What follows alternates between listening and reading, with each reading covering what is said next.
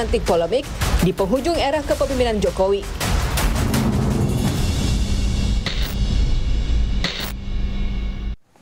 Saya sudah bersama Menteri Perencanaan Pembangunan Nasional, Kepala Badan Perencanaan Nasional atau Bappenas era Kabinet Kerja 2014-2015 pemerintahan Presiden Jokowi, Bapak Adrinov Caniago. Pak Adrinov, terima kasih sudah di Rosi. Apa kabar? Sama-sama baik, alhamdulillah, Mbak Rosi. Akhirnya kita ketemu juga. Akhirnya ketemu. Saya mau tanya dulu kepada Pak Adrinov, karena bagaimanapun juga Pak Adrinov ini dulu dikenal sebagai orang yang mencetuskan, menggagaskan perpindahan ibu kota negara. Sebelum sampai ke situ, saya mau tanya, dengan mundurnya Kepala Otorita Batam dan wakilnya secara kompak, ini sebenarnya buat Pak Adrinov mengindikasikan apa?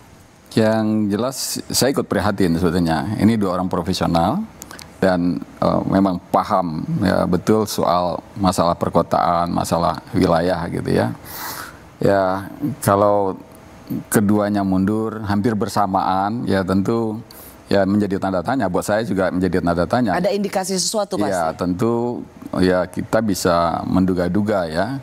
Tentu ada sesuatu padahal ada target jangka pendek ya, ini akan bikin upacara di IKN, upacara 17-an dan ingin mencanangkan secara resmi ibu kota pindah ya. Lalu dua pimpinan, pasangan pimpinan ini mundur gitu. Ini tentu mengindikasikan ada masalah cukup serius ya. Untuk melepas kesabaran bagi orang yang sangat intelek ini tentu ada sesuatu ya yang membuat dia akhirnya berhenti menahan diri untuk sabar gitu. Karena banyak para akademisi berbicara mengenai sosok atau profil kepala otoriter yang baru saja mundur, Pak Bambang, itu sebagai seorang teknokrat. Ya. Ia juga menguasai disiplin ilmu tentang perkotaan. Betul. Jadi ketika ia menyerah kalah atau mundur, maka tentu ada sesuatu yang terjadi. Apakah itu karena tidak bisa menyelesaikan target atau memang target itu yang dianggap eksesif atau berlebihan? Kemungkinan targetnya terlalu berlebihan dari kapasitas yang tersedia untuk mengerjakannya. Ya, baik itu target waktu untuk menyelesaikan pekerjaan jangka pendek ya, maupun target perluasan fungsi sektor dari IKN itu sendiri. Ya, misalnya target untuk mendatangkan investasi besar-besaran gitu. Saya rasa itu bukan hal yang mudah, yang ringan untuk dikerjakan oleh seorang profesional terbaik sekalipun. Ya, karena terutama yang kedua ya, terutama soal perluasan fungsi tujuan dari IKN menjadi kawasan bisnis, kawasan investasi. Itu Pak Adrinov anggap sebagai sesuatu yang mustahil? Menurut saya ya, karena ya kita tahu logika para pebisnis itu adalah cari keuntungan, ngitung perkiraan pengembalian modal, pengembalian aset, nah, ROE, ROI kan begitu. Nah itu dari mana datangnya? Ya orang bisnis tahu kalau itu dari market. Marketnya apa kalau di investasi? Kan nggak mau duitnya terbenam begitu saja. Daripada uangnya terbenam dan nggak berbentuk yang konkret, lebih baik dia taruh di pasar uang atau di pasar modal, masih ada hasilnya, kan begitu. Saya akan masuk lagi ke soal bagaimana Pak Adrinov melihat kecil sekali peluang mendatangkan investor ke ibu kota negara ini. Saya akan memperdalam itu Pak Adrinov, tapi saya ingin masuk lagi soal indikasi mengapa Kepala Otoritas IKN ini mundur dan kompak. Pak Luhut sempat mengatakan bahwa iya memang ada masalah pengelolaan di IKN ini, kata Menko Marves. Tidak ada yang overlap semua, itu menyangkut leadership aja. Tapi saya toh itu yang pelaksana mengenai pembebasan tanah di sana memang ya nggak jalan aja. Tanggung jawab siapa? Ya tanggung jawab ketua IKN lah. Ya, kalau masalah itu di mana sih? Udah nggak ada masalah, makan kan udah kita ada masalah. Ya kan makan karena sendoknya nggak pas kan masalah. Ya, tapi makanan sudah ada, ya lu makan, lu campur dong yang benar. Ya itulah tugas kau sebagai pemimpin. Ya harus berani dong ambil resikonya. Tapi lu udah punya kewenangan kewenangan semua, dia lakuin dong. Saya kesel aja lihatnya. Saya kesel, kata Pak Menko Marves, karena udah diberikan kewenangan tapi tidak mengeksersis itu, tidak melakukan apa yang harus dilakukan. Kekeliruan elit politik, ya, terutama yang backgroundnya mungkin maaf dari militer, melihat masalah pembangunan sama dengan masalah perang, yaitu hitungannya hidup atau mati, kita dibunuh atau membunuh. Sama juga ya, dengan melihat dengan kacamata bisnis, untung atau rugi. Tapi untuk masalah pembangunan, itu nggak bisa dengan cara berpikir seperti itu. Membuat keputusan untuk urusan pembangunan, itu perlu perhitungan yang kompleks dari berbagai aspek. Membangun adalah membangun manusia dan masyarakat. Membangun tatanan sosial. Membangun adalah berhadapan dengan aspirasi-aspirasi masyarakat. Maka dalam mengurus pembangunan itu nggak bisa kita kok harus ada keputusan cepat, nggak bisa. Karena konsekuensinya nanti juga panjang, masalah nggak akan selesai-selesai.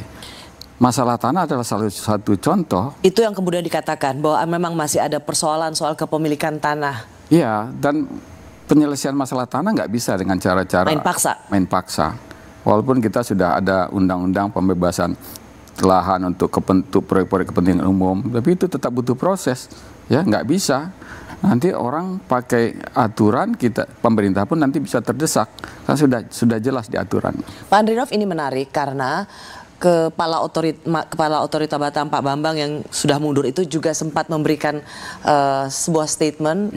Kita mendapatkan itu juga di banyak media yang mengatakan bahwa IKN berjalan terus.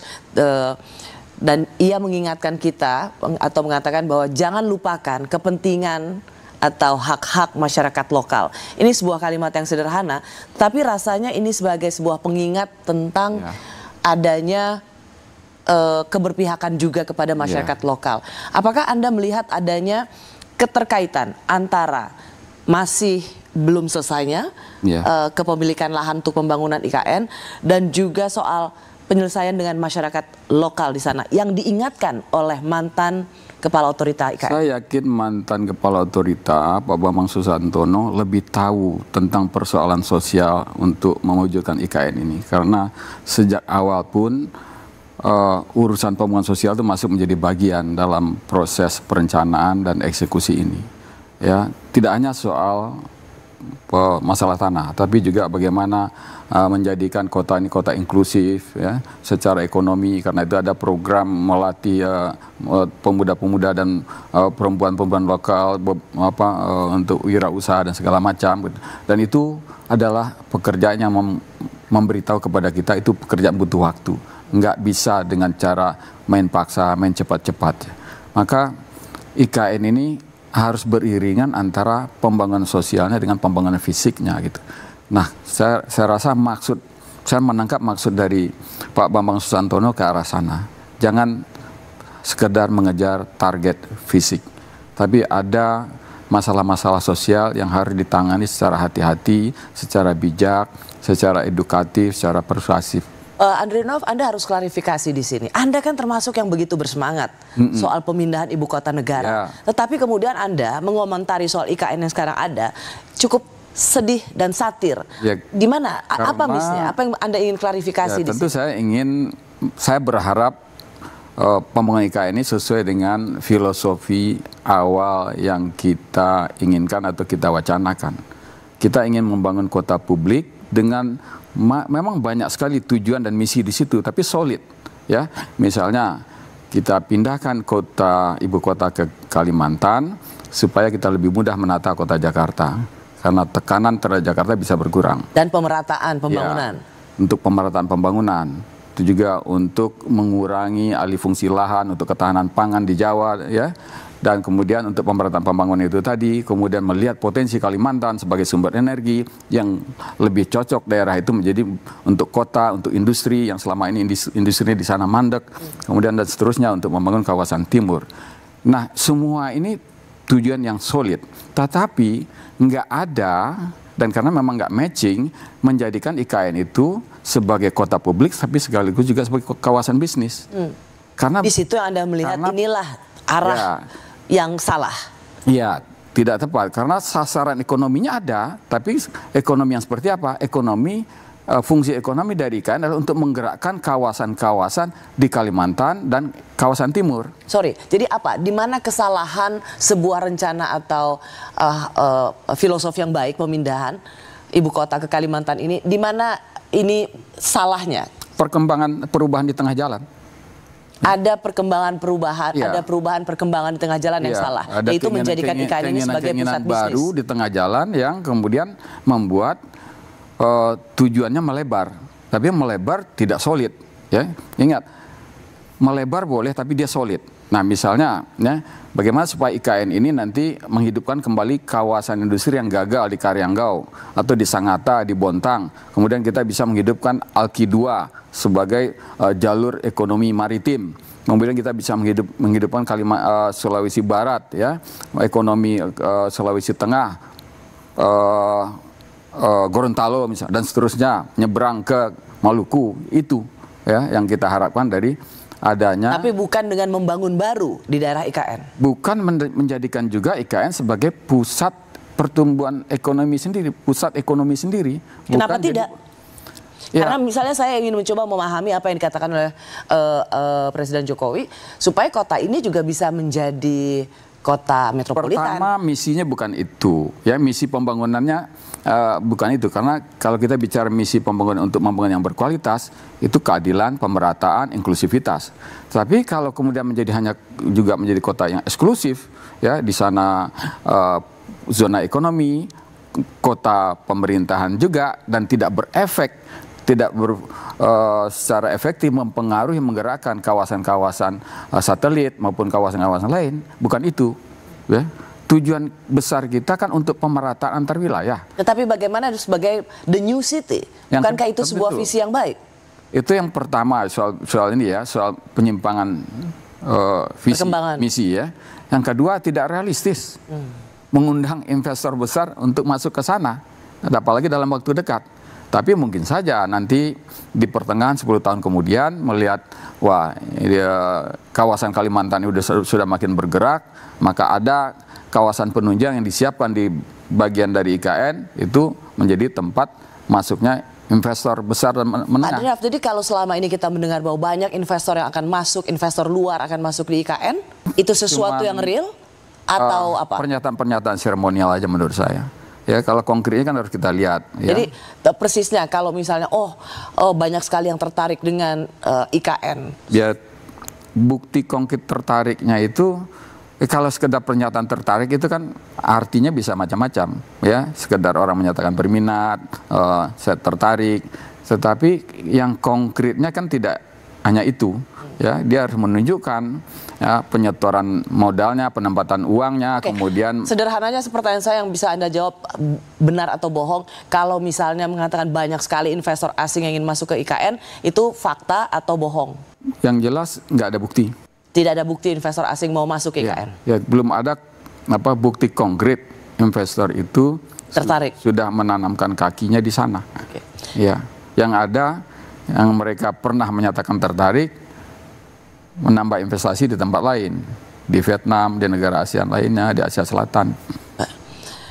Presiden Joko Widodo menargetkan upacara 17 Agustus dilaksanakan di IKN, tapi Jakarta juga menyiapkan skenario kedua untuk upacara peringatan 17 Agustus mendatang. Ada apa dengan skenario ini? Kami kembali saat lagi.